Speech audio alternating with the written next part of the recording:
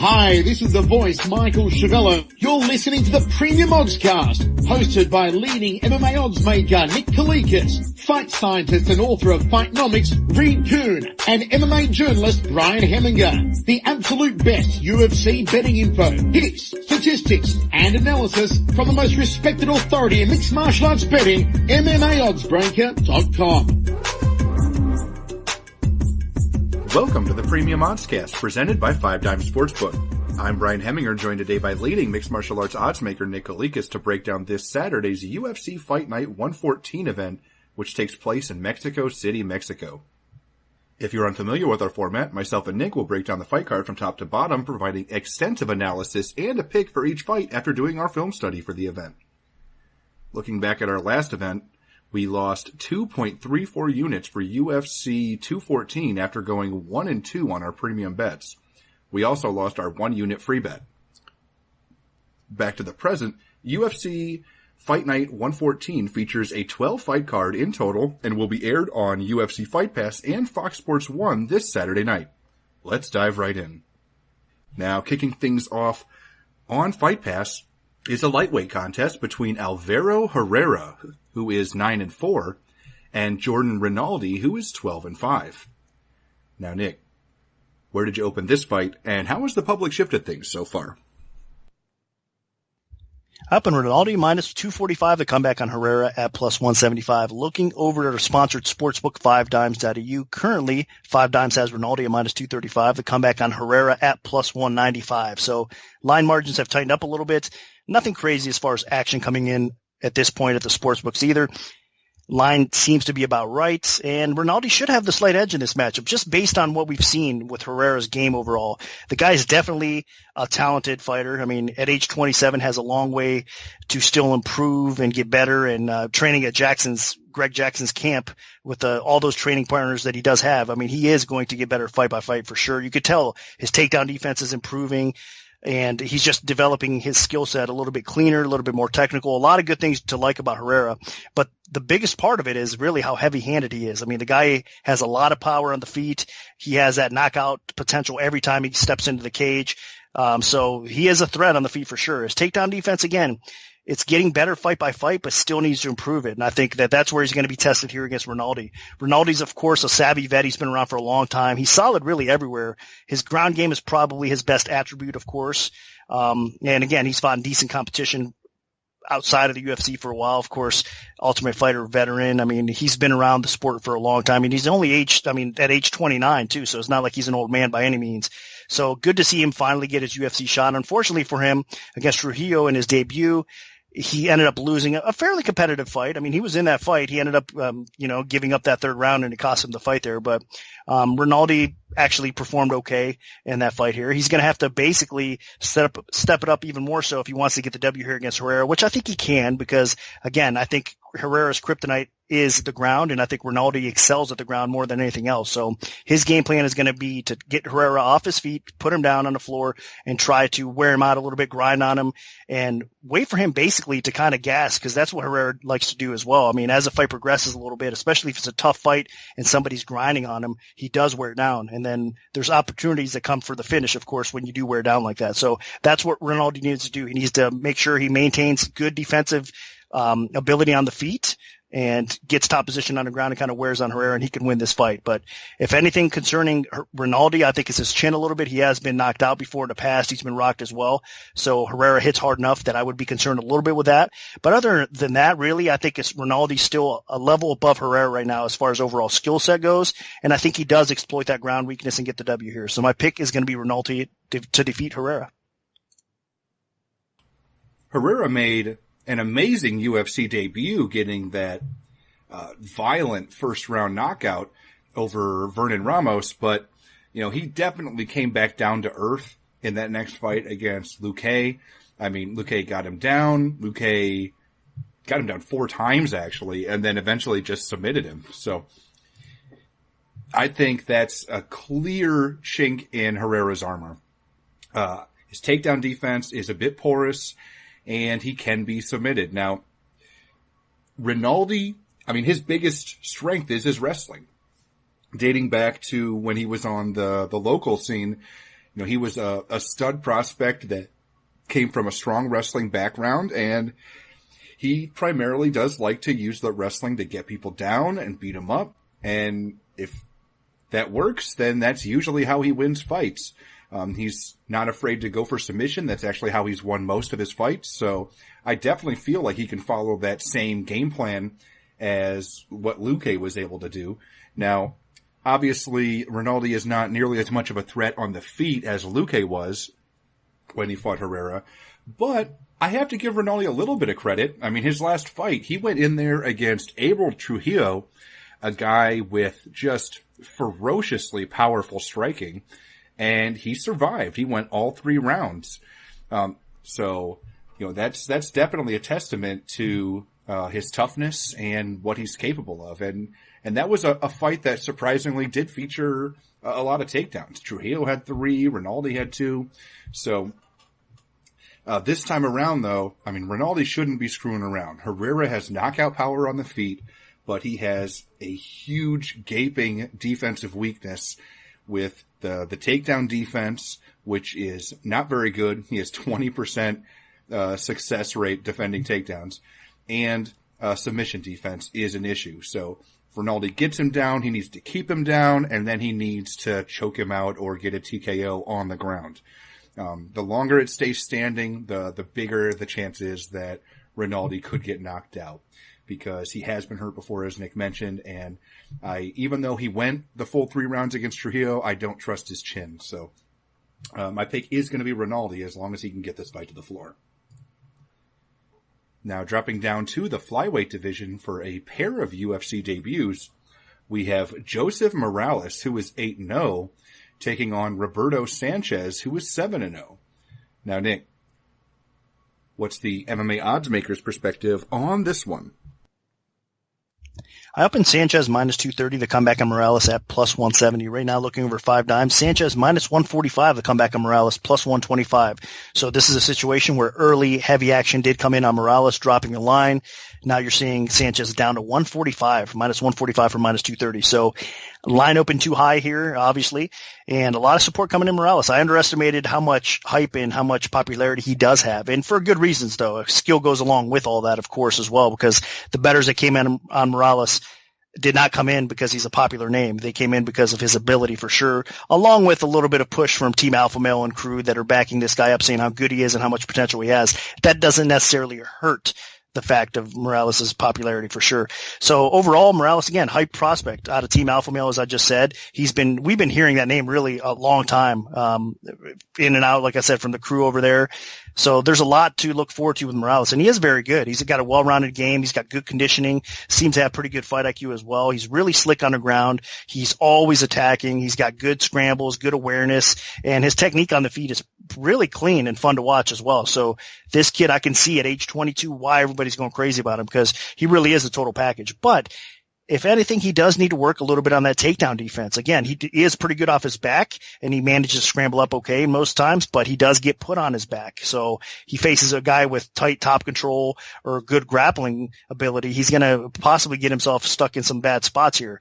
And he needs to be a little bit more aggressive overall. I think that even on the feet, when he's able to stand and bang a little bit, he kind of waits and looks to counter a little bit more. So he needs to be a little bit more aggressive. So those are a couple flaws that I see from Morales. But other than that, man, the kid is definitely game, and I understand why people are going crazy about him at the dog price, because this kid has a ton of potential. But that being said, across from him is going to be Sanchez.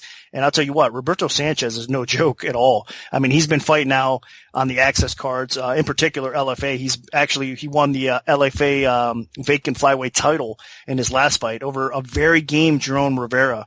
I mean, this Rivera kid, talk about prospects. I mean, he did suffer a loss, obviously, to Sanchez in this fight, but I think this Rivera kid eventually makes the UFC roster as well, and he's going to have a lot of success. Really a guy to keep an eye on. So Sanchez getting a win over another prospect like that impressed me that much more, to be honest with you. I think that Sanchez, his grappling ability is off the charts. I mean, he's able to basically, and more times than not, control the fight, get the takedowns, get your back, get your arm, whatever he's able to get close to, he's able to take advantage of that and then get you in a real troubled spot on the ground for sure. So Sanchez's ability to finish the submission is relentless and is great. I mean, his chance and percentages once he has your back of finishing the fight are very good. Now, again, Morales does have pretty good sub defense, so the scrambling and the ground game is going to be interesting in this fight. But that's why I think I did favor Sanchez, and I do still favor Sanchez, obviously. And I'm going to go against the public here because I think people are underestimating Sanchez's ability to get the fight to the floor here. And I think the problems that Morales has getting the takedown stuffed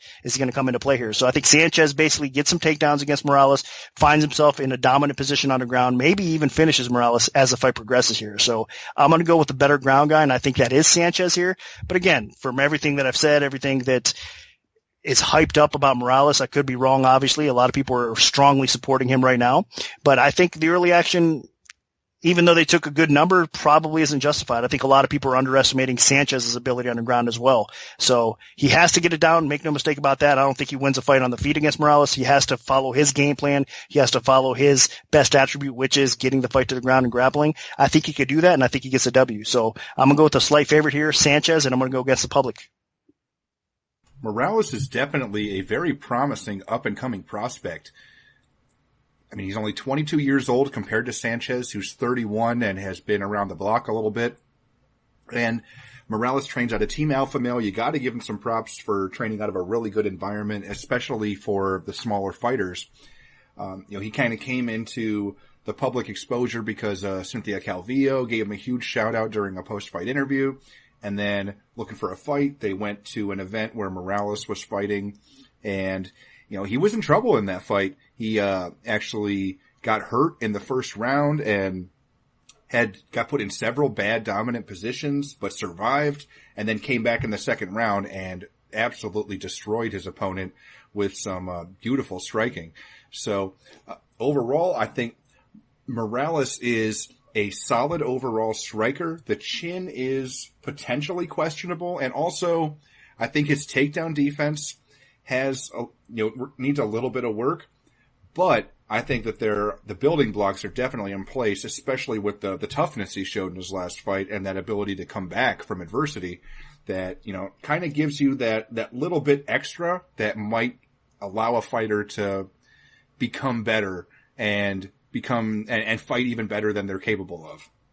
Now, Sanchez, on the other hand, watching him fight, he was doing a very nice job in the LFA organization. He this guy just gets submissions, whether he's pursuing takedowns and trying to get submissions that way by taking people's backs, or if he's on his back, he's constantly threatening with submissions. I mean, especially his last fight against a very talented up-and-coming prospect, and they were competing for the LFA flyweight title, and Sanchez was on his back. He was getting beat up. He was getting beat up on the feet, but, he kept being active, and then he found an armbar while on his back and ended up forcing a tap and winning the title. So it was an impressive comeback victory as well. So the big difference between these guys, though, is I think Sanchez is a lot more one-dimensional. Like, if this fight doesn't go to the floor, I don't like his chances at all. He's okay on the feet, but there's nothing real special there. And Morales, on the other hand, I think he could be a very good fighter in the stand-up department. He has heavy hands. He has good kicks. And if Sanchez cannot get this to the floor, I think he could take a beating. And I think Morales is still a little underrated on the ground. I mean, he does a decent job scrambling, and his defense, at least, is pretty strong. So I think it's going to be a little tougher for Sanchez to find those finishes than maybe he was able to do on the regional scene. Morales is the real deal, and he trains with Team Alpha Male, and those guys are getting guillotine choked all day and all night.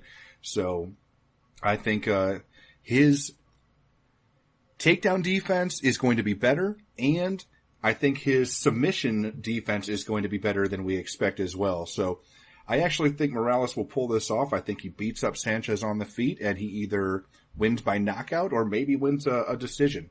So my pick is actually going to be Joseph Morales. Now moving up to the bantamweight division and kicking off the Fox Sports 1 preliminary card, we have Jose Quinones, who is 6-2, taking on Diego Rivas, who is 7-0.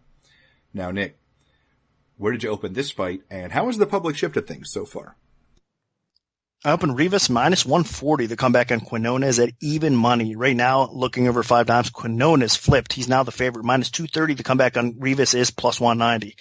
Needless to say, I'm a little bit surprised. I did not think that Quinones was going to get that kind of respect. I honestly thought that it would be a very competitive fight, but I had to favor slightly Rivas according to the public. Quinones is just not that popular guy at the betting window, but right now he is. I mean, and a lot of things have changed, and I think you got to give Quinones credit for changing all that based on his improvements that he made, and especially it showed in his last fight against Joey Gomez. Gomez is a pretty solid fighter, and Quinones looked tremendous in that fight. I mean, the improvement that he made since he was on The Ultimate Fighter is remarkable. He's been putting in the work there at Alliance with good training partners, good coaching, and he's really excelling. I mean, the guy has definitely become a very solid fighter at bantamweight, and I was really, really impressed with what I saw. So I think that elevated his stock greatly, and a lot of people think this guy's legit. And he did look legit, no doubt about it. I mean, like I said, Gomez is actually pretty solid out, not an easy guy to beat like that. And Quinones, even though he did get in trouble in that fight a couple times, he was a dominant fighter. There's no doubt about it. I mean, he got the fight to the ground when he wanted to, pretty much, and even on the feet he had some success. So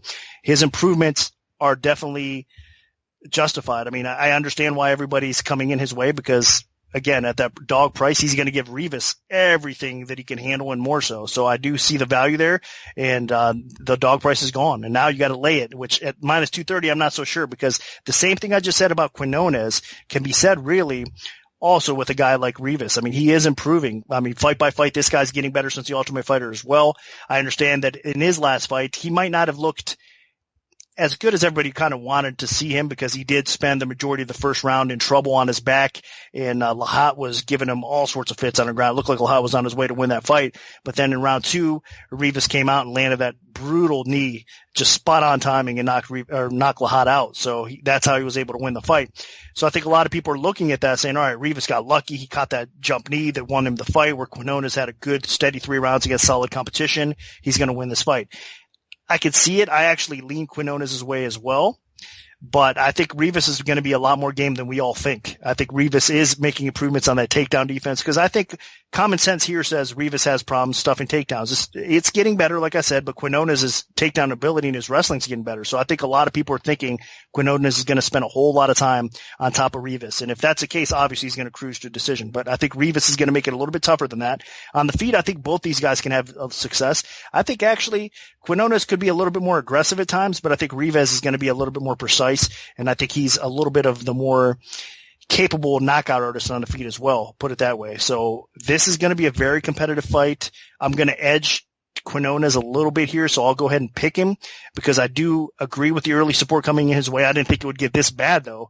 So I think we're all underestimating Rivas a little bit, but as far as a pure pick goes, I do like what I see from Quinones as far as improvement goes, and I think if he fights the way he showed us in his last fight, he could probably win this fight as well. So the pick was Quinones. As far as a betting window goes, I do not recommend laying 2-1 over Rivas, though, in this spot. I think the line has gotten way too far past where it should be right now, so I don't think there's any value in Quinones. It's probably a dog or pass situation right now, but I am going to pick Quinones, so tough fight to bet at this point. Pick is Quinones. For me, this fight all comes down to takedowns, and Jose Quinones has really started adding the takedown to be a major part of his game. I mean, you watch his last fight against Joey Gomez, which Nick said was, the most impressive he's looked, and Quinones got 5 takedowns in that fight, 5 guard passes. So that was basically the deciding factor that helped him clearly win the fight. Same thing when he fought Leonardo Morales. I mean, he got a takedown quick, passed guard, got submission. So Jose Quinones, takedowns are the major reason that he's been having success. And they kind of have been the Achilles heel of Diego Rivas. I mean, Rivas was taken down by Noah Lahat, clearly lost the first round, and then he got taken down a couple times in his bout against Rubio in his UFC debut. So I do think that his takedown defense is not very good. And even though he is working with some pretty good coaches over at 10th Planet and with some of the, basically the remains of Team Rain, I just don't like Rivas's takedown defense enough to pick him here. I mean, he's a little bit of a better athlete. He's got a little bit more power. He's a little bit more explosive than Quinones. But Quinones is just a little bit more well-rounded overall, and the takedowns are going to be a very big threat. Especially, Rivas, even though he is a good athlete and he's explosive, he still doesn't really do a lot at times. Like, there's just moments where he just doesn't throw. He's kind of waiting. And I think that that's just going to make it even easier for Quinones here. So, I think Rivas still has some potential, but just overall, he seems a little too raw for me. And I think Quinones is going to get some takedowns, get top position, and either submit him or ride this out and win a decision like he did against Gomez. So my pick is going to be Jose Quinones. Now, sticking with the bantamweight division, we have Henry Briones, who is 19-6-1, taking on Ronnie Yahya, who is 23-9 with 1 no contest. Now, Nick, what's the MMA oddsmakers perspective on this one? Another big drop in dog here. I opened Yahya actually minus 270 to come back in Briones at plus 190. And right now, Yahya's only minus 160 to come back in Briones plus 140. So 50-cent drop in dog price. That's action coming in early on. No question about that. A lot of people favoring Briones over Yahya. Head scratcher to me. I mean, I understand Briones has actually been a pretty good, solid fighter in the bantamweight division. I mean, there's no arguing that at all. In fact, I think, he's had some respectable performances. Look how good he fought against Garbrandt. Garbrandt was not able to get rid of him. And in fact, Briones had some success on the feet against a guy like Garbrandt for sure. And he's been around for such a long time, Briones has. I mean, he's been on the smaller circuits competing. He's 36 years old, so he's been competing in mixed martial arts for a long, long time. And he's the type of fighter that has definitely improved his game through the years, got more experience, has improved just his training, everything from top to bottom. So he's right now, even though he's 36 years old, Briones is better than he's ever been as far as especially mentally, fight IQ, skill, ability, everything. I mean, his body's aging, of course, a little bit, but I mean, fighting wise, he's never been better. So I do think this is kind of a weird matchup. So I guess I'm not that shocked at a little bit of action coming in Briones' way, but I can't believe that much action came in there because it's just dropped the line. Like I said, 50 cents on the opener for the underdog, and typically you would see the favorite in this spot get bet up a little bit. And I thought that's what we might see with Yahya here, because Yahya, I mean, look at what the guy's recently accomplished. It's been really impressive. I know he lost a competitive decision against Soto. Soto's underrated though. I mean, Soto's going to go out there and beat most bantamweights. I know he's a bit chinny, but of course you didn't have to worry about that against Yahya too much. But stylistically, that was kind of a tough fight for both guys, but Soto came through with the win. So it's not a bad loss for Yahya. But if you look at his wins before that, Tanaka, very good win. Lopez, look what Lopez has been doing since that fight. I mean, it's some success there. So that's a solid win. And Kanhara is a very tough guy as well. So Yahya's beaten a lot of impressive, solid competition that I think are actually at a higher level than Briones overall. So this is kind of a step down in competition, in my opinion, for Yahya. And for Briones, I mean, you can't really say a huge step up because he's fought guys like Garbrandt, but I think compared to the recent performances of Yahya and Briones, you know what I mean? I think that you definitely got to think that Yahya is a level ahead of Briones in a lot of ways here. So step down for Yahya. I think he probably gets the fight to the ground and does what he does best. If he's not able to submit Briones, because he does have some pretty good ground awareness and not the easiest guy to submit, Yahya will at least control the fight enough that I think he edges out a competitive decision, but basically by outgrinding him on the floor. So Briones is going to have to keep this fight upright. He is definitely the better striker of the two here. There's no question about that. He can knock Yahya out. So I think if he wins this fight, it's probably that way. It's by knockout. So if you want to play Briones, I think it's almost smarter to play him by inside the distance or by knockout than it is anything else. But that being said, I do like Yahya in this fight. I think he just really, this is going to be one of, I don't want to say the easier fights and disrespect Briones like that, but it kind of probably is going to be one of the easier fights he's had recently. So I think he gets the job done now. I mean, in fight years, Yahya is way beyond that age 32, but still, I think he's got enough left in the tank to fight smart here and get the fight to where he needs it to be on the ground against a guy like Briones and get the W. So I'm going against the public again here, and I'm going to pick the favorite and Yahya to get the W. And I completely agree. I don't understand this line movement at all.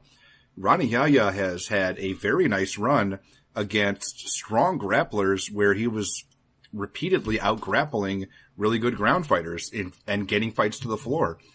Now, he's taking on a guy in Henry Briones who has been taken down in every single one of his UFC fights. I mean, his UFC debut against Kennedy, he got taken down once. Against Cody Garbrandt, he got taken down 3 times. And against Douglas Silva de Andrade, he got taken down and he got knocked out. So I know Nick was hyping him up a little bit, saying he's fighting the best he's ever fought, but I don't think so. He fought Douglas Silva Andrade last November and he got knocked out. And it was a pretty competitive fight, but still. Now he's taken on somebody that wants to get the fight to the floor badly. Like, Yahya does not stand very long and engage on the feet against hardly anybody. The only time I think I can remember him doing that was like against Chad Mendes, who he knew he had zero chance of really taking down. So Briones, I think, is going to be in big trouble. I mean, unless Briones' takedown defense has gotten drastically better. Like right now, his takedown defense is 44%. That's just not going to cut it against somebody in Rani Yahya who has an elite ground game. So, I mean, if Briones can keep this fight standing, yeah, he can win a decision or maybe even knock Yahya out. But there's not many people that have been able to keep fights standing against Yahya. Like, it goes to the floor and then Yahya does what Yahya does. I mean, he has excellent grappling, excellent submissions, good top control. It's just all a matter of time until Yahya closes that distance. I don't see Briones as being, a Tyron Woodley-esque explosive athlete able to just get away from the grappler that wants to grab a hold of him in a body lock and drag the fight to the floor. So I have to side with Rani Yahya here, and I don't think this fight's going to be that close, to be honest, unless Briones really hurts Yahya in the opening salvo before Yahya can get it to the ground. So my pick is definitely going to be Rani Yahya here. Now, dropping down to the flyweight division, we have Dustin Ortiz, who is 16-7, taking on Hector Sandoval, who is 14-3. Now, Nick, where did you open this fight, and how has the public shifted things so far? I opened Ortiz minus 230 to come back on Sandoval at plus 170. Right now, looking over at 5 dimes, it is currently Ortiz minus 240 to come back on Sandoval at plus 200. So line basically staying where it's at, but tightened up a little bit as well as far as margins go. And there is two-way action coming in this fight. So lines, this one seems appropriately set, unlike the last couple that we were just talking about that kind of got away from us a little bit. So in this fight here, it is interesting. I mean, Ortiz is definitely that proven veteran at the flyweight division. He's faced the best of the best in the weight class, of course, as well. And he's managed to do really good against most. And what highlights his game is obviously his grappling ability, his wrestling ability. Now, he doesn't have bad stand-up either. I mean, of course, he's pretty well-rounded everywhere, but it is his wrestling, grappling, submission ability that I think gets him by in most cases. So smart fight IQ. Again, for him, this is nothing he hasn't seen before because he's faced so much good competition throughout his career that Sandoval, even though he does pack a heck of a punch and is a stocky wrestler type of build, I mean, Ortiz has faced them all. So, I mean, he faced Benavides. He faced a lot of these guys. So Sandoval, again, is not going to really bring anything new to the table, but what he does bring to the table, you got to respect a little bit because, like I said, the power that Sandoval has in his hands is definitely legit. I mean, the guy hits really hard. He's got speed to go along with it. Now he's finally catching his groove after unsuccessful UFC debut against Hayes. Of course, I mean, again, that's one situation there where you can kind of expect that you take a fight on short notice against one of the better grapplers in the weight class that actually just recently fought for the title. You can expect a loss there. But since that time, he's looked a lot better. He looked a lot more like he does look. I mean, Sandoval is a legit fighter and good in all areas. Wrestling's good. Again, I said his hands are really good. He's got good punching power, good accuracy to go along with it. And his takedown defense in most cases are pretty solid as well because of that wrestling background. So he's not an easy out at all. But if you can exploit the ground with him, if you can get him on his back, or if you can't take his back, you have a big advantage. And that's exactly what Ortiz is going to look to do in this fight. If they stand and bang, Ortiz will hang in there with him, but I think Sandoval is definitely the more dangerous fighter. And from what we've seen recently with Ortiz, he's been getting clipped a little bit, and I don't like to see, unfortunately for him, in his last fight, he ended up getting submitted, but he got hurt on the feet first before he got submitted. So I think we could be seeing a spot where Ortiz starts getting hurt a little bit more often because he's been through all those wars throughout his career as well. And that's not a good sign if you're fighting a heavy hitter like Sandoval either. So tough fight. I think it's a dog or pass situation as far as betting goes, especially where they're at right now in their careers. This is almost a match made so the underdog here can get an impressive win over a proven veteran like Ortiz, and they can move Sandoval up that ladder a little bit. I mean, that's exactly what this matchmaking's for. If Ortiz happens to get the win, okay, so be it. It's another impressive win for Ortiz, and they can still keep him relevant and then kind of feed him to another up-and-coming prospect, because that's exactly what you do with Ortiz at this point. He's only there for a solid gatekeeping role, unfortunately. Hate to say it that way, but it is reality. So this is Sandoval's test here. Can he get past the gatekeeper in Ortiz? I think he has a good chance, probably better than the odds currently indicate. But as far as a pure pick goes, he's going to have to prove it to me first. I have to lean with Ortiz because I do think that Ortiz is smart enough that he knows he has to exploit the ground game of Sandoval. And even though it won't be easy, I think at a certain point throughout the fight, he might do that. So I pick Ortiz to win a close competitive decision on the scorecards or possibly finish this thing by sub along the way. So slight lean Ortiz for me. I really think this fight is going to be close. I know that the odds are favoring Ortiz relatively drastically, but man, I think Sandoval is a lot better than people are giving him credit for. Now, in Ortiz's last fight against Moreno, he was looking good, actually. He was crowding Moreno. He was not giving him any space. He was pursuing takedowns. He actually took him down multiple times. It was a classic Dustin Ortiz performance. But then, for some reason, he kind of just backed off a little bit about halfway through the round, and Moreno kicked him right in the head and ended up getting a stoppage victory with a choke. So I know that was the first time Ortiz has been finished in the UFC. Like every other one of his losses has been decision, and he has faced some tough people and eaten some shots from some really talented fighters. I mean, he went the distance with Joseph Benavidez, eating some big bombs. So maybe this is a sign that Ortiz is starting to slow down, or maybe it was just that he got caught with a kick. I don't know, but what I do know is that Hector Sandoval has some serious, scary power in his hands. You know, this guy trains out of Team Alpha Male, and he throws bombs when he fights. Like this guy, I mean, in his UFC debut on short notice, he took on Wilson Hayes, and he almost knocked Hayes out in the first round. I mean, he had him in a world of trouble. But then Hayes ended up getting the takedowns, and then he was able to get a submission. But then he took on Freddie Serrano, a really talented former like Olympic caliber wrestler, and he ended up winning a one-sided decision. And his last fight, Matt Schnell, Sandoval actually dominated that fight and ended up getting a first-round knockout. So.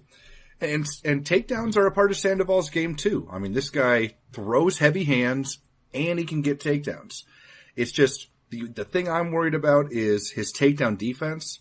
It's okay, but I don't think it's great. So if Ortiz is like, it's going to come down to me to takedown defense for both guys. If Ortiz can keep Sandoval from taking him down, if Sandoval can keep Ortiz from taking him down. I think Sandoval has the edge on the feet, but I do admire Ortiz's pace and pressure and the fact that he closes the distance, which should keep Sandoval from being able to land the really big shots that he wants to land. And the other thing is Sandoval, he throws so hard and he's so aggressive with takedowns that he does slow down in fights. So I'm a little worried about that, especially in Mexico City where you're going to have really high elevation. I could see Sandoval gassing in the third round. But overall, I think Sandoval, with all of Mexico behind him, I think he's going to push a high tempo early, and it could be enough to win the first 2 rounds, maybe even get to finish. But I think that he can do enough to win 2 rounds, and then Ortiz will have to get a finish in the third, and I just don't think he will be able to. So I'm going to side with the underdog here in Hector Sandoval, but I'm not insanely confident about it because I still think Ortiz does have plenty of gas left in the tank. But my pick is going to be Hector Sandoval. Now moving on to the main event of the preliminary card, we have a middleweight contest featuring Bradley Scott, who is 12-4, and Jack Hermanson, who is 15-3. Now, Nick, what's the MMA odds maker's perspective on this one? I opened Hermansson minus 175 to come back on Scott at plus 135. Right now, looking over 5 dimes, Hermansson's minus 255 to come back on Scott is at plus 215. So action has come in Hermansson's way. I'm not really that surprised. He's definitely the more popular fighter of the two. He's got a tremendous skill set in his own right, and he's coming off a really big win over Nicholson where he looked great in that fight. I mean, he just dominated Nicholson, took him down, and just destroyed him on the ground. So big win for him because I think Nicholson's one of those awkward, tough out type of fighters that you're probably getting a win over him. You're probably getting a little bit underestimated. It's probably a tougher win than people think. So good win for him. But before that, I do have an issue with Hermansson, and it was his fight against Ferreira. He looked awful in that fight. I mean, I think Ferreira is one of those guys that is ultra talented as well. I mean, he's a bit chinny. That's what his flaw is. So if you catch that chin, you could definitely put him out. But outside of that, I mean, Ferreira's a pretty good striker, has really good ground game, wrestling and all that. So he's a tough out. So I get it, but I was expecting better things from Hermansson, and he just didn't perform that well. He got really dominated by Ferreira. So I don't necessarily like that. He's been a little bit up and down, but overall so far in the UFC, he has looked pretty good because his victory over Askham was impressive as well, the fight before that. And that's actually a common opponent that Scott and Hermansson have. And Hermansson looked a little bit more impressive, obviously, over his win in Askham, where Scott barely edged Askham out in that fight. So, but again, MMA math, you got to take it, throw it out the window a little bit. And I think styles make fights. And this one's going to be a tough fight for Hermansson. I think his biggest advantage here is probably his takedown game, his ability to get this fight on the ground, and then maybe give Scott some fits on the floor. Because I think when Scott loses fights, typically it's because he gets put on his back and he makes bonehead mistakes. I mean, that's one thing that I do have a problem with Scott is he's a really good fighter, tough as nails. You know what you're getting from him. I mean, he's going to come to fight, that's for sure. He makes always every fight tough on his opponents for sure because he's got that relentless, heavy-handed, pushing forward in your face type of style. But he does tend to make mistakes. And if he ends up on his back here, Hermansson can definitely go to work underground here as well. So that's what he needs to avoid. I think stand-up wise here for both men, I actually favor Scott a little bit more. I know Hermansson is going to do his thing. He's going to have some success on his feet as well.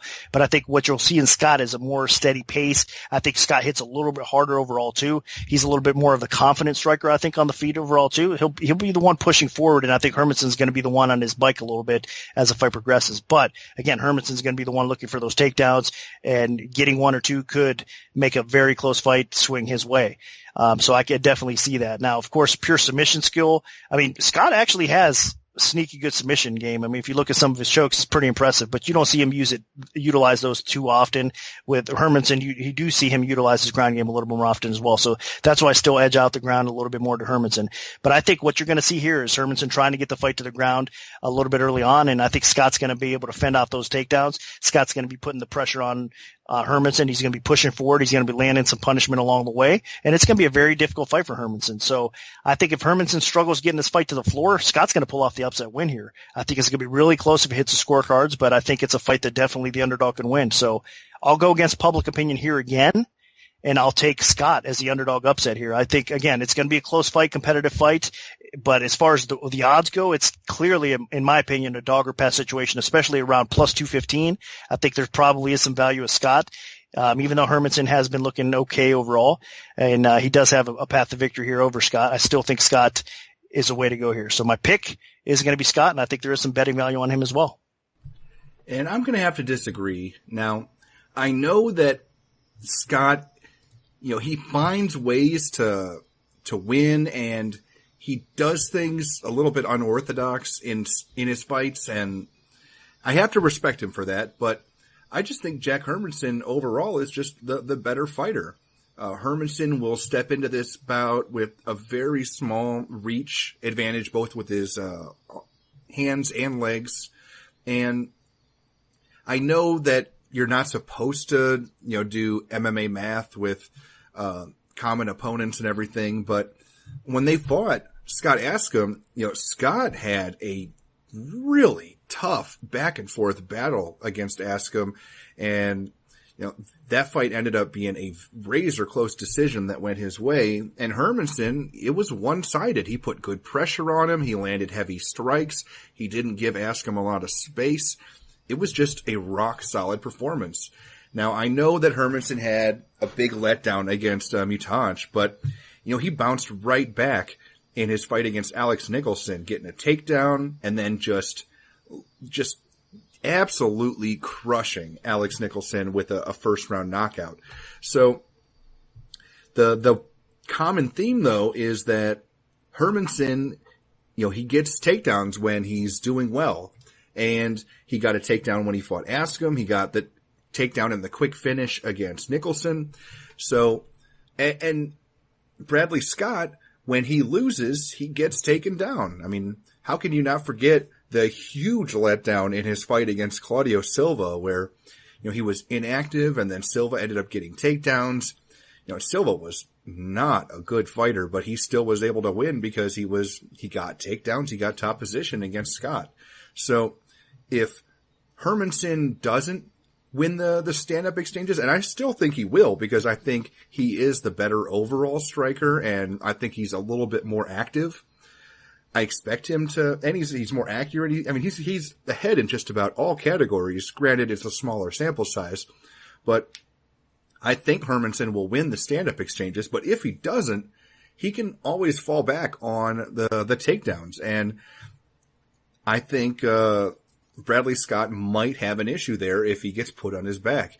So I like Hermansson to win on the feet, and then even if that doesn't pan out, I think he can win on the ground. So I like Jack Hermansson to win pretty much wherever this fight goes. So he has to be my pick. Now, moving on to the Fox Sports 1 main card in the bantamweight division, we have Alejandro Perez, who is 18-6-1, taking on Andrei Sukumtat, who is 11-4. Now, Nick, where did you open this fight, and how has the public shifted things so far? I opened Perez minus 140 to come back on Sukumtat at even money. Right now, looking over 5 times, it's minus 120 for Perez. The comeback on Sukumtat is even money, so line margins have tightened up. There is two-way action coming into this fight. Early on, it was actually Sukumtat that was getting the action. He flipped to a slight favorite, and now, as of late, we've seen more action coming in on Perez, which has made him the favorite again. So two-way action, like I said, coming in on this fight, and we'll continue to see it. This is going to be one of those fights that I could see flipping back and forth as action just comes in heavy both ways. And this is that kind of fight. It's competitive. I mean, if you look at common opponents, I guess you could look at Morales and see that, Perez got a draw with him, a controversial draw, and then Sukumtat got a loss to Morales. Both close fights. Perez was actually getting beat up pretty good in that fight against Morales early on, and then he managed to come back. Morales has cardio issues. He took that fight on short notice, where Morales kind of his cardio held up a little bit better against Sukumtat. But they were, again, all competitive fights. You got to throw that out the window. These guys are matching up a little bit differently, obviously, with each other. So MMA math does not work. Don't base anything on that. And I think this is stylistically a pretty good matchup. And I think it honestly favors Sukumtat just a little bit more than Perez, though, in this matchup overall. I know Perez, I give him some advantages for sure. I think that he's a really good fighter. I think he's improving a lot since the Ultimate Fighter show for sure. And he's gotten, to the point where training at the camp like AKA with a lot of good guys as training partners has elevated his game to a whole nother level. So he's going to get better fight by fight. He's definitely going to make those improvements in all areas of his game. Now, it is a little bit concerning because it's been a little while since, he's fought last. I think he was in that fight that I mentioned against Morales, and that was back in September of last year. So he's been out for some time now, but I'm not too concerned about Perez. I think that he's the type of guy that's always in decent shape. His cardio's always been pretty good as well. So if anything, I'm sure he got to recover a little bit and then probably worked on the holes in his game and is going to be coming into this fight even better. But Sukumtat, I've been pretty impressed with him. I know he's had some tough fights so far in the UFC. I realize that. I kind of feel bad for him because I know he's a lot better than that. I should say tough fights. He had that one tough fight against Morales, but it seems like he's been in the UFC a little bit longer than that, to me, honestly. But outside of that, he deserves to get that shot. He got the shot in the UFC bringing him in. Sukumtat on the regional scene has been very good for a long time, fought decent competition as well. And the guy's a stud. He definitely is a good addition to the bantamweight division. So I'm glad he's a part of the roster. And again, he had a very close split decision loss to Morales in his last fight. But I think he's going to be even more prepared this time. He got those octagon jitters out of the way. And I think stylistically he's a little bit bigger than Perez. I think he's going to be the bully here out of the two. Perez is going to have the speed advantage. They're both going to give each other problems on the feet because I think Perez is a little bit more active. And again, that speed to go along with his decent boxing is probably going to be effective against Sukumtat. But Sukumtat, I think, is a little bit stronger. He's the more diverse striker. I think he's going to be the better fighter in a clinch as well. I think the takedown game is going to be interesting here as well. I think both fighters can get top position, and both fighters fighters have decent takedown defense along the way as well. So this is going to be a very, very competitive pick'em type of fight. So the line is fairly accurate. I just think that Sukmatov is going to be, again, the more pressure of the fighters. I mean, he's going to be the one that's pushing forward a little bit more. He's going to be the one, I think, clinching up and kind of controlling the action and slowing Perez down, which I think he needs to do a little bit in this fight. So to me, I think he's going to be landing the heavier shots along the way as well. And I think he's going to rebound nicely after his debut loss and pick off a pretty solid fighter in Perez that's actually improving in his own right. So I slightly lean Sukmatov. I just think that, again, that pressure, I think he's going to be a little bit stronger and it's going to be a competitive fight, but I think his ability to slow down the fight and kind of control the cage a little bit more than Perez is going to probably get him a win. So the pick is Sukmatov to get the W. Now, both of these guys do have that common opponent in Morales, and both fought competitively against him. Perez went to a draw, and Sukmatov in his UFC debut lost a decision, but honestly, I thought both of those fights were entertaining. They were close, and you have to remember that Morales was fighting on short notice when he took on Perez, so that should factor in as well. But one thing that I think is important here is, this fight is taking place in Mexico, and Perez, he's Mexican, he's a tough winner. I think UFC clearly wants him to win this fight. Now, that doesn't mean that he's going to. It just means that's probably who they're hoping wins, because they usually are siding with the Mexican fighters or the hometown fighters in their hometown area. Now, Perez, I think that he has a ton of potential. I mean, he showcased some pretty vicious finishing and killer instinct when he took on like Scotty Jorgensen. Granted, that was near the end of Jorgensen's career, but that was as good as he's ever looked. But in other fights, Entwistle, I thought that was a great performance where, repeatedly avoiding Entwistle's biggest strength, the leg lock, and then eventually getting a first round stoppage. The only thing that I'm really concerned about with Perez overall is his chin. I mean, this guy, he did get knocked out or rocked and hurt and then submitted super quick against Patrick Williams, but against everybody else, he's looked really good so far in his UFC career. Perez fights with a high pace. He mixes things up well on the feet. I think his ground game is a bit underrated. And against Sukmatov, though, he is going to be giving up a little bit of size. Sukmatov, he's got 3 inches in height and 3 inches in reach. And he is, I believe, Mark Delagrati trained. So that is something that we have to take into consideration. So if this fight is at distance, I can see Sukmatov winning it. If Perez closes that distance and makes it more of a phone booth fight, if Perez gets it to the floor, if Perez gets it to the clinch, then I think Perez should win. It's just all about giving Sukmatov space. Sukmatov has some long legs, good kicking ability. He has long arms, a good jab. And the guys out of Sid Young Tong in that area have really good jabs, just quick snapping strikes. So if Perez is able to fight at the high pace, I think that he does win. It's just all about pace and spacing and conditioning. And that's one thing you do have to factor in. I think we're not talking about it enough, but Mexico City is high elevation. You got to remember, even Cain Velasquez got tired fighting here. So that's important. And if either of these guys are not properly conditioned, they're going to gas quickly. But I do favor Alejandro Perez. I just think that he's overall the better fighter. And as long as he doesn't just stand at distance and eat long, straight kicks and jabs, then he should be in a good position. I'm a little worried about the chin, but not enough that I think that it'll be, the deciding factor of the fight. So my pick is going to be Alejandro Perez. I think that he at least does enough to win a decision. So he'll be my pick. Now moving up to the middleweight division, we have Sam Alvey, who is 30-9 with 1 no contest, taking on Rashad Evans, who is 24-6-1.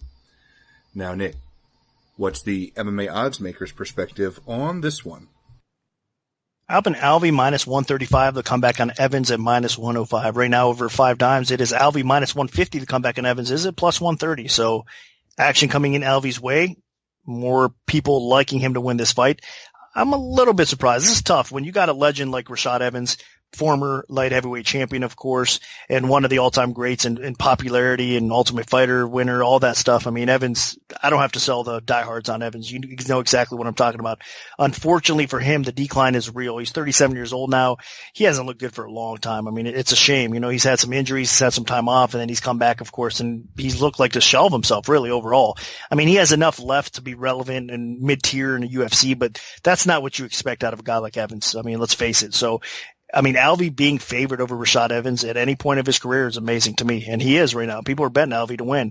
And it might be right. That's the scary thing. So, I mean, it is what it is here with this fight. I think stylistically it's a tough matchup for both guys because I think Rashad, if he's a little bit more active and pushes a higher pace here and pins Alvey up against the cage and kind of slows Alvey down a little bit because Alvey does get inactive. I mean, what highlights his game and what he needs to do here is basically utilize those hands and that boxing and the timing and the accuracy that Alvey does have and catch that chin of Evans. I mean, Evans definitely has had a suspect chin throughout his career. He's only been knocked out officially twice, but he's been rocked before that as well. So I think at age 37, with the power ability, the underrated power that Alvey has, it's not a good combination for Evans. So he's going to have to be careful here running into a punch from Alvey along the way. But outside of that, I mean, the wrestling here is probably going to be neutralized because I think Evans obviously is the better wrestler, but Alvey's takedown defense is pretty good. And even if Evans is able to get him down, I think Alvey manages more times than not to get the fight back up fairly quickly. So I don't think Evans is going to be able to hold him down here.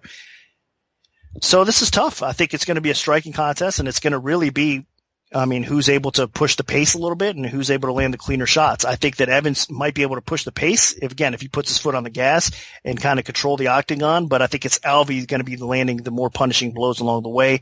And if Alvey does put his foot on the gas, he could be even more dangerous. So I think right now the timing is good for Alvey to get the W over a very, a marquee name in Evans. I mean, his name still definitely holds some value in your resume. So Alvey getting a win over a legend like that is definitely impressive and would be a good mark on your resume, put it that way. So the pick is Alvey. I'm not really that confident because you can never count Evans out. And again, if it goes to the scorecards and if he doesn't get Evans out of there, all of Alvey's fights when they hit the cards are fairly close. So it's always a sweat. So tough fight to bet, tough fight to pick. It could be a dog or pass situation, especially where the line is now. But I'm going to pick Alvey probably. I got a little bit more confidence in him right now at this point of their career, so I'll pick him to win. I'm not picking against Rashad Evans. I'm picking against the shell of Rashad Evans, the ghost of Rashad Evans. I mean, I was one of the only people that picked Kelly to beat Rashad Evans because I just don't think he has much left in terms of anything, in terms of will to fight, in terms of durability. Like, Rashad Evans has always been that guy that usually sits back and waits for that perfect moment. And the older he's gotten, the less and less he's been able to spot those moments or take advantage of those moments. It happened. I mean, I couldn't believe it. I mean, I picked Kelly to beat him and I still couldn't believe that Kelly was able to beat him, especially with when Kelly fought Sam Alvey. Alvey just got in his face and smashed him. And then when Kelly just recently fought Derek Brunson just tore through him in seconds. So, Rashad Evans should have been able to take out Kelly. It's just, he just doesn't have it anymore. I mean, it pains me to say this, but I have to be honest with everybody. Sam Alvey still does. Now, Alvey can be frustrating as well. Sometimes he'll just try to knock his opponent out too hard and try to find that perfect spot to land the big knockout blow, and then he's eating shots while taking it and losing decisions or losing rounds to try to find that perfect moment. But against Rashad Evans, I mean, all it takes is pressure and pace and takedown defense, and he should be in great shape. Rashad Evans doesn't have the durability of Alvey, so I mean, if he's trading blow for blow, he's in great shape. Rashad Evans probably doesn't even have the power of Sam Alvey. So, I just think if Alvey can move forward, throw aggressively, and keep Rashad Evans on his back foot, he should be in great shape here. I think Sam Alvey probably just wins a decision, or if Evans is, a step slow, Alvey could knock him out. He definitely has the power to knock Rashad out. It just depends on if Evans is willing to engage. And if he does, he could get knocked out, but it's not a guarantee because, Rashad has been going to decision a lot in these types of fights, but I definitely do feel like Alvey has what it takes, even though he's not the fastest, most explosive guy. I still think Alvey could definitely win this fight by knockout. Really, realistically, the only way I see Rashad Evans winning is if he reverts back to his wrestling days and he just gets takedown after takedown after takedown and gets top position. But Alvey's shown pretty good takedown defense, 85% so far in his career. So I'm leaning Alvey. I think that he's going to be too tough to take down, and I think his hands are going to be too heavy, and Rashad's durability is going to be too much. So I've got to side with Sam Alvey here. Now, dropping down to the featherweight division, we have Tough Latin America Season 3 winner Martin Bravo, who is 12-0, taking on UFC newcomer Humberto Bandone, who is 13-4 with 1 no contest. Now, Nick, where did you open this fight, and how has the public shifted things so far? I opened Bravo minus 315, the comeback on Bandone at plus 235. Right now, what we see at 5 dimes, minus 325 Bravo, comeback on Bandone at plus 265. So a little bit more action coming in Bravo's way. Good fight. I mean, both these guys are definitely good. Now, you would think that the line being over 3-1, that it's kind of a mismatch or should be an easy fight for Bravo, but not necessarily. I think Bandone is definitely a really solid fighter in his own right. He's a finisher. He's a dangerous fighter. He's got some length over Bravo in this fight as well. He's been training at Team Oyama in California. So I think he's surrounding himself with a decent camp there. Those guys have definitely come on as of late. Now he is a short notice replacement, and overall, as far as skill set go, he's still raw. I mean, he's developing his game overall. Primarily he's a striking based fighter. He's got decent kickboxing. His kicking game is really solid.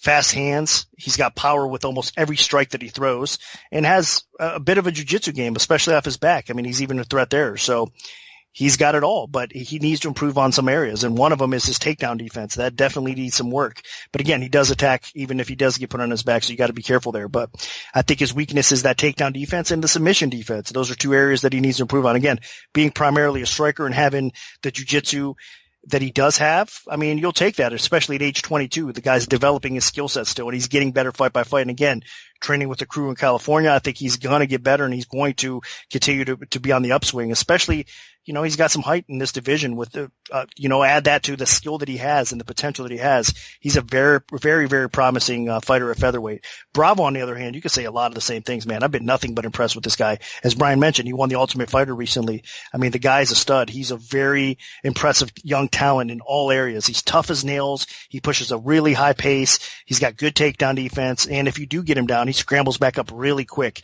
He's heavy-handed. I mean, he's got solid, nasty punching power as well. He goes to the body. I mean, he mixes it up. He's just very smart. At age 23, you would never guess that. I mean, the way he fights, he seems like he's a savvy vet that's been around for a long time, and he stays calm, his poise. Everything about Bravo is very, very impressive. So I do lean his way. I just expressed how I felt about Bandone. I think he's a very talented fighter, but unfortunately for him, in his debut on short notice, he's facing a better fighter in Bravo. So I like what I see in Bravo. Again, he's going to have to overcome a little bit of reach disadvantage in this fight, but I don't think that's going to bother him too much. I think he's smart enough that he'll control the distance and get where he wants to be in the fight. And I think overall he's going to be landing probably the harder blows. I think his conditioning and his cardio is going to be a little bit better, and he's going to be the one pushing the action. So he's got to be careful, because you cannot underestimate an opponent like this. I mean, like I said, Bandone, very dangerous and very capable fighter, but I just think Bravo is just a little bit too good, and I think he's just a step above him right now and a level above him. So I expect some really big things out of Bravo. Keep an eye out on this kid for sure. He's only 23 years old, and like I said, with his poise, with his skill set overall, I mean, I think Bravo is going to put together a nice little win streak now. And moving forward, I mean, if they feed him the right fights, we can see this kid developing into a really, really nice fighter that potentially earns a title shot in this weight class. So my pick is Bravo, and I think he continues to look impressive. Bravo looked great on The Ultimate Fighter, and one thing you gotta remember is he was fighting out of his weight class. That was at lightweight, and he beat bigger, stronger opponents, and now he's back to his more familiar featherweight division. I think this guy has slippery takedown defense where, even if you get him down, he gets back up, and then he's pretty good at stuffing takedowns in general. And on the feet, I think this kid is very good. He mixes it up well. He's not just a headhunter. You looked at his last fight, and he tore his opponent up at the body. And that's actually what set up the finish were some body shots that crumpled his opponent in half and just folded him over and set up a TKO stoppage along the fence. So Bravo has heavy hands, good kicking ability. I really like this kid. I think that he has a very, very bright future. Now, Bandonnet, he's a bit more of an unknown commodity. This guy has some talent for sure. I mean, he's well-rounded. He has a lot of submissions. He has some decent striking as well with several knockouts, and he can go the distance. So I'm not too concerned about him gassing, but especially, being from Peru. But overall, Peru's game, like their MMA scene, is pretty far behind the rest. So I have to take a couple points off there just in general. And then he is taking this fight on short notice, which again, usually is a problem. And considering who he's fighting and it being in Mexico, I just don't think the UFC is bringing somebody in that's going to give Bravo a huge test. So, especially from what I've seen on Bandonnet, I think that he might be able to beat some of the guys at the lower tier of the UFC featherweight division, but I think Bravo has an extremely bright future, and I'm not saying he's going to be ranked in the top 15 after this fight, but I could see within a year, and if he can just string together some wins, this guy could be a top 15 featherweight moving forward at some point. So I think this is Bravo's fight to lose. He keeps it upright, and he beats up Bandonnet and eventually gets a TKO or, at worst, a decision. So my pick is going to be Bravo. Now, moving up to the welterweight division, we have Alan Jouban, who is 15-5, taking on Nico Price, who is 10-0. Now, Nick, what's the MMA oddsmaker's perspective on this one?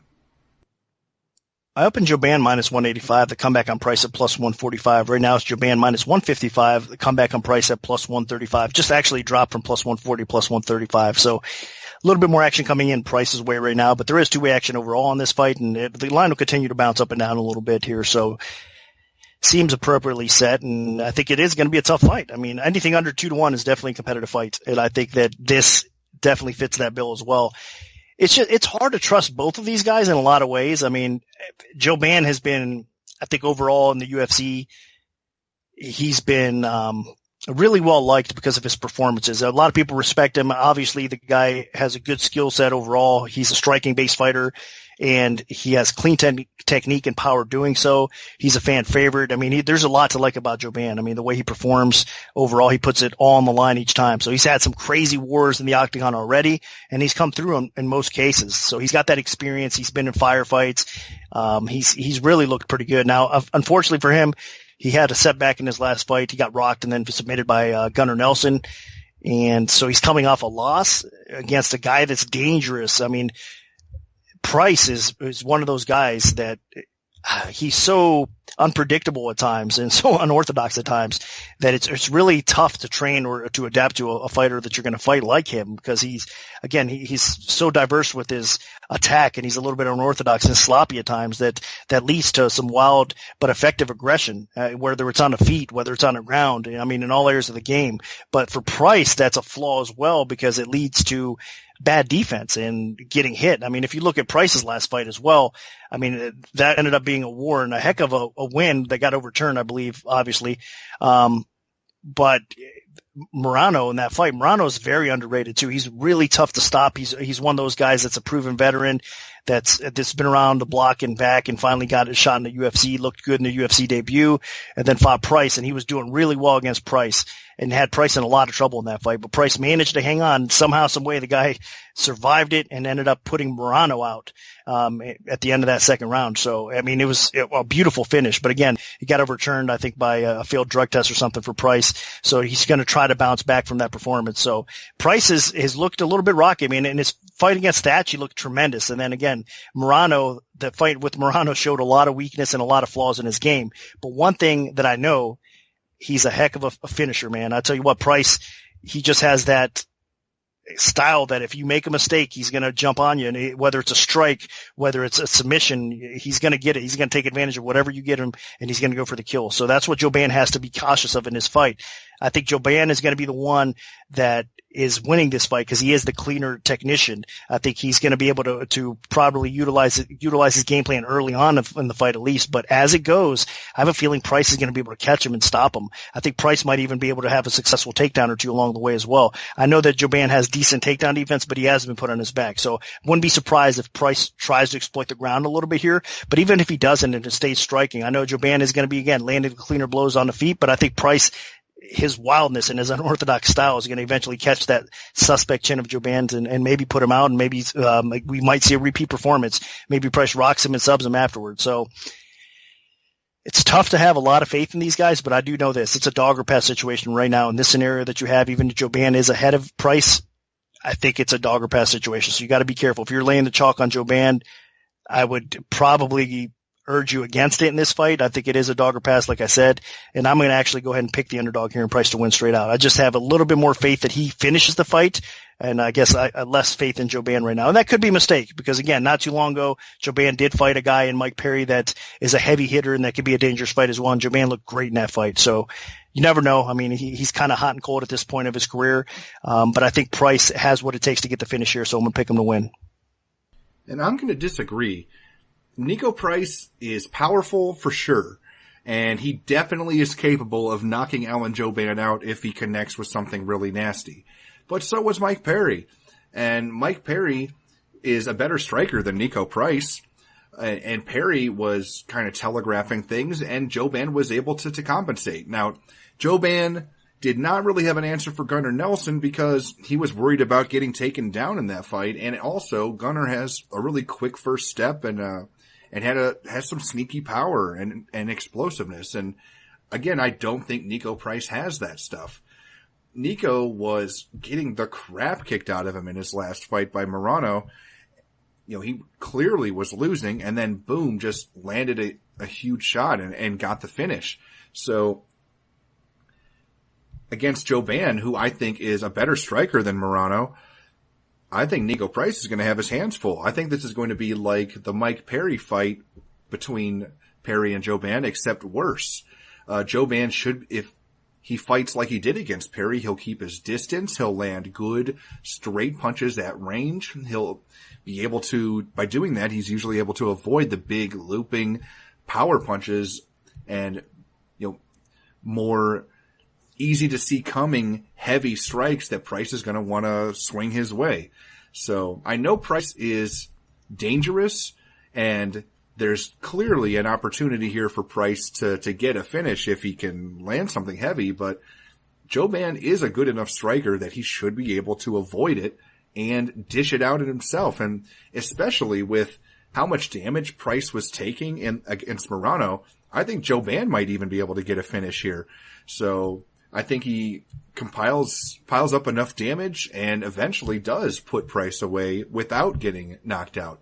He just has to always be careful, protect his chin, use some head movement, and not stay too close of range at all times, basically. So if Jouban's able to do that and protect his chin, then Jouban shouldn't just win. He should dominate this fight. So I have to pick Alan Jouban. Now dropping down to the women's strawweight division for the co-main event of the evening, we have Randa Markos, who is 7-5, taking on Alexa Grasso, who is 9-1. Now, Nick, where did you open this fight, and how has the public shifted things so far? Up in Grasso, minus 140, the comeback on Markos at even money. Right now, it's Grasso minus 160. Markos is at plus 140, so more action coming in Grasso's way. Not really that surprised. Grasso's been an ultra popular fighter. I mean, even before she came to the UFC in Invicta, a lot of people love betting on her in there as well. So I realized that, again, she backs up what she says. She's 9-1 now, and the first loss of her career just recently came in her UFC debut against Herrig. So, I mean, before that, Grasso seemed to be one of the girls that at 115 pounds was on her way to a title shot, coming over to the UFC on the fast track to success, really, but she got derailed there by Herrig, and you got to give Herrig credit. I mean, this run that she's been on has been pretty impressive. So it's not necessarily a bad loss for Grasso, especially making her UFC debut. But that being said, you expect a little bit more, at least I do, from Grasso, and she didn't come away with a win. Her aggressiveness cost her in that fight. She let Herrig settle into that fight and let Herrig gain some confidence, and then after Herrig got started, it was kind of tough to stop her. So I think Grasso needs to be a little bit more aggressive here. And again, coming off of her first loss of her career, I'm sure we're going to see that in her. So she's probably going to have her foot on the gas a little bit more. And that could be a problem for Markos, because I think Markos, if anything, that's one of her weaknesses as the fight progresses sometimes. She lets her foot off the gas and lets the other people push the pace at times, and that could cost her. And especially with her conditioning, again, at times, not every fight, it's up and down with Markos, it seems sometimes. Her conditioning does seem to let her down. And if this fight is in Mexico, obviously, with the elevation that Brian was talking about, that could be some problems for Markos here as well, especially if Grasso's obviously a little bit more used to things and it pushes a higher pace. So I can see an advantage going there to Grasso, but honestly, that's about it for me in this fight. I think Markos is clearly the better fighter in a lot of areas. Grasso's going to have a little bit of reach on the feet. I think the striking's fairly close. I think Grasso is probably the more consistent striker, but I think Markos mixes things up a little bit better, and she has some pop in her punches at times as well. Her boxing's getting better. She moves well, and I think she's not going to be a sitting duck for Grasso to keep on landing on. So I think on the feet it's going to be relatively close. Markos is going to get hers. I think a lot of people could say that Grasso might have a slight edge there. On the ground, though, I give a huge edge to Markos. I think Markos has the wrestling advantage in this fight, and I think she has the submission advantage in this fight as well. So big edge to Markos on the ground. I think she should look to get some takedowns along the way here, even if she can't utilize her BJJ by doing so. I think that still, I mean, she could, in close rounds, which this fight probably will be fairly close, I think she could maybe steal some, takedowns along the way, even if it's a quick takedown or two, and it could side well for her as well. So this is an interesting fight. It's in Grasso's backyard, obviously. You never know if that sways the judges in a competitive fight for her, but honestly, if you just look at it, pure talent, I think Markos has her beat. I mean, Markos is the better fighter. Grasso's just not there yet. Quite yet. So she's on her way. She's getting better.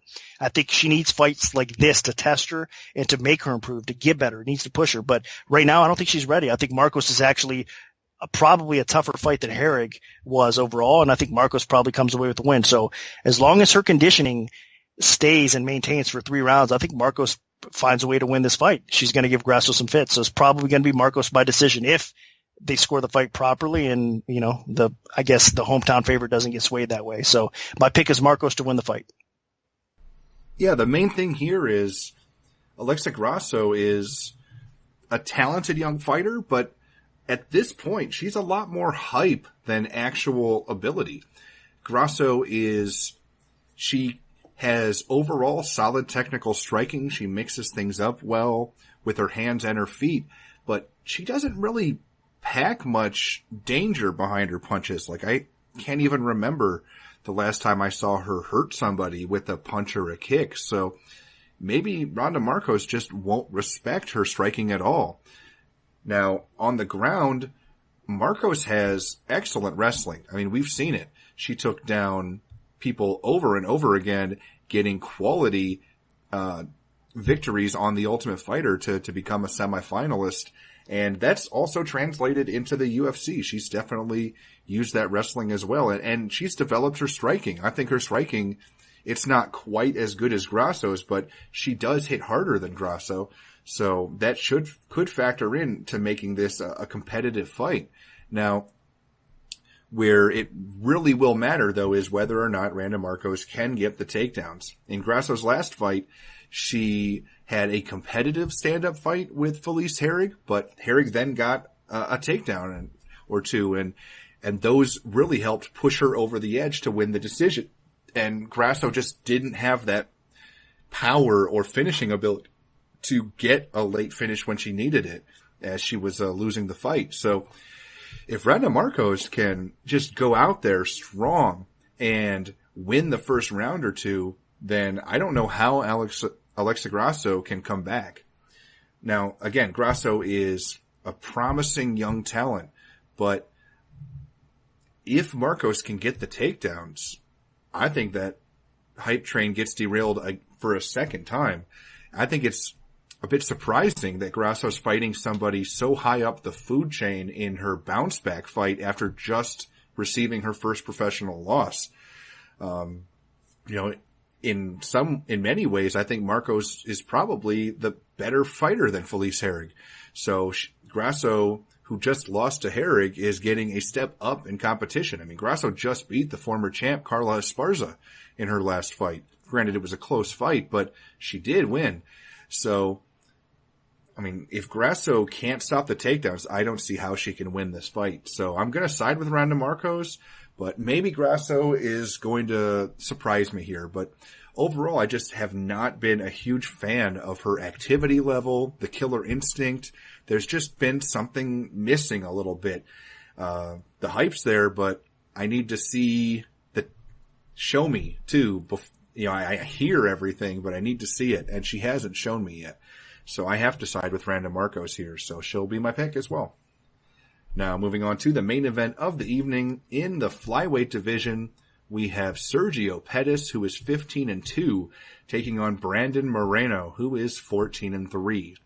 Now, Nick, what's the MMA oddsmaker's perspective on this one? I opened Moreno minus 150 to come back on Pettis at plus 110. And right now over 5 dimes, it's minus 170 Moreno, plus 150 on Pettis. And recent actions pushed that line up a little bit more. So more action coming in the favorite's way here. I mean, Moreno has been on an extreme roll. These by far are two of my favorite flyweights. I should say that off the rip. I mean, both these guys have been flying under the radar for a while, especially Pettis, man. If you look back at Pettis' career thus far in the UFC, it's been more than successful, I would say. I mean, the guy is basically, he has 2 losses on his resume and he was winning those losses. So you're looking at a guy that could be undefeated in his long UFC career thus far at 135 and 125 pounds. But again, I mean, those losses, you got to give his opponents credit, but he was winning those fights. So just, 2 little mistakes. I mean, and that chin is definitely a concern for Pettis. And it's always been, I mean, since those losses, because that's what basically got him caught both times. So his chin has been better. He's been fighting smarter. He hasn't been getting caught. He's been a little bit more steady, but skill-wise, you could not argue what Pettis brings to the table. I mean, he's trained by one of the best in the game in Duke Roufus. We know that. We know that he's got that, I mean, that champion blood in his pedigree for sure. Look at Anthony Pettis. I know he's been struggling lately, but I mean, how special of an athlete and how special of a talent was he in the prime of his career as well. So, I mean, Sergio is not far behind that. I mean, he has that kind of potential. And again, I think he's been underrated and under the radar for a long time. And in fact, he should probably already been in line for a title shot. I mean, with, some of the wins he's gotten. And I think obviously the winner of this is right in line. They put themselves in a great position.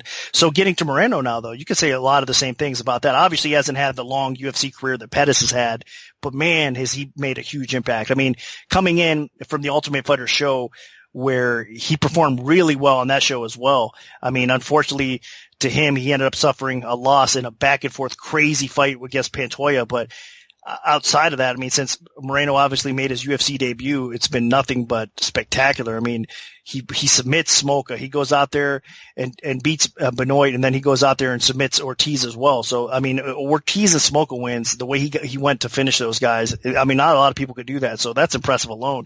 And I think that Pettis has to be careful here in this spot as well, because that's exactly what he likes to do. Moreno likes to get out there and get aggressive. I mean, be in your face, try to take you down, try to catch your back. we're talking about opportunistic finishers. That's exactly what Moreno is. So he throws heavy on the feet. He needs to clean up his technique a little bit, though. I mean, if you're talking about technical striking ability, there's no question in my mind that Pettis is the cleaner, more accurate, more precise striker. So Pettis is the better striker. But the problem here is Moreno probably is the harder puncher, the harder striker. So whatever he lands with, I think could be a little bit more effective. And with Pettis' chin being a little bit suspect, Pettis has to be careful. Even if he is outstriking Moreno on the feet, all it takes is one, and he could be a little bit in some serious trouble, we should say. So Pettis has to be cautious with that, but he is going to be the cleaner striker.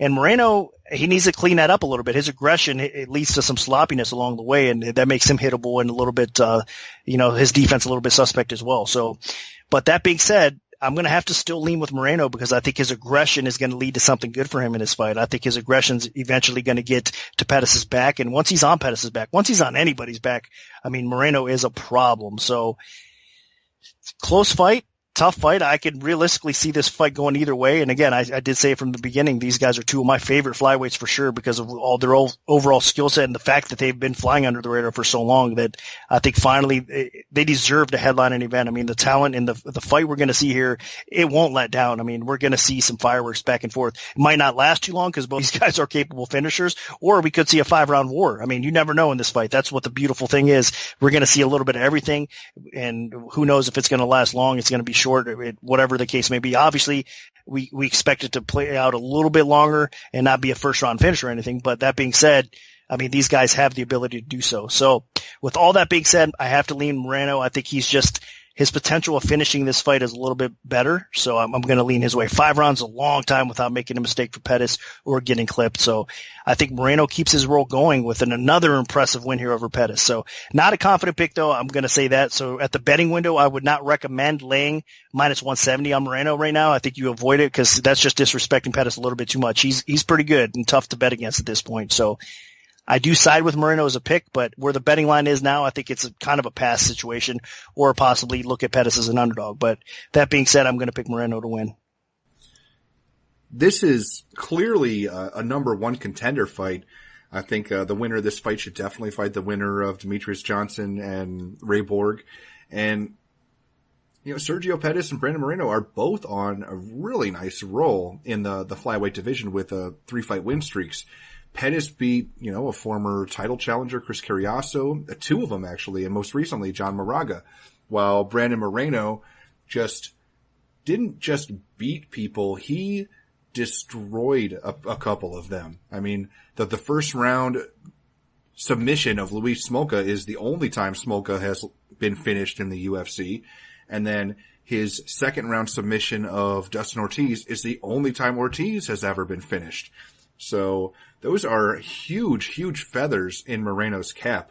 I mean, this guy clearly has some serious talent. He has some heavy hands. He can mix things up on the feet with his punching and kicking, obviously, with what he did to Dustin Ortiz. I mean, hurt him with the head kick, and then he is crazy opportunistic. He sees an opening, he goes for it, and he doesn't really care about the consequences. And that's something that, while it does have its drawbacks, it allows him to get finishes where other people just don't get finishes typically. Now, Sergio Pettis, he is really talented. This kid has great technique. He has pretty solid overall wrestling ability. His stand-up skills are rock solid. I mean, he can pick people apart. Good jab. He mixes it up well. His Achilles heel, though, is that he does not have a good chin. In both of his career losses, he was performing great, and then he got clipped. It happened when he was at bantamweight against Bruce Leroy. He got hurt, and then he got finished. And then against Ryan Benoit, he was dominating that fight, and then he just got clipped and got finished. So Pettis, if he can avoid getting hurt in this fight, he has a decent chance to win. I mean, he can push a solid pace. I think he can absolutely hang toe-to-toe on the feet with Moreno. He probably is the more technical fighter and can win those stand-up exchanges. It's just he needs to be extremely careful protecting that chin. Because if he gets hurt, and Moreno definitely has some pop in his hands and his feet, I don't know how he recovers, because the second Moreno hurts anybody, he is so crazy aggressive and just goes for that finish, and he gets it. So I'm a big fan of Moreno, but I like Pettis as well. I think both of these guys are really, really talented, but I have to side with Moreno. I mean, the fact that he can take a couple shots to dish one out if need be is so beneficial when you're dealing with a fight where the slightest mistake could result in a loss. And with Pettis, he just can't afford to get hit hard, and I think that might make him be a little tentative here, and I think Moreno could take advantage of that, just to win a decision if need be. I mean, 5 rounds in Mexico City is going to be grueling, but I don't think this fight lasts 5 rounds. I think at some point Moreno lands a head kick, or even if you block a head kick from Moreno, it might not be enough. It might still get through. So I think Moreno does land something and hurt Pettis and get a finish, whether it's knockout or submission. I think that Moreno definitely is capable of doing that, and I think that he gets it done. So my pick is going to be Brandon Moreno, probably by finish within the first 3 rounds. So that'll do it for our full event breakdown for UFC Fight Night 114. Now, our premium bets for the event will be released on Friday, so following the weigh-ins. So stay tuned for that if you're an MMAOddsBreaker premium member. If we have any free plays to give out, make sure to follow at MMAObPremium on Twitter, because that's where we'll post them first.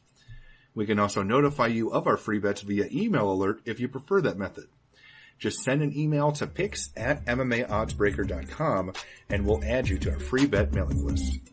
Special thanks to our sponsor, 5 Dimes Sportsbook. Good luck, everyone, and hopefully the betting gods are on your side this weekend.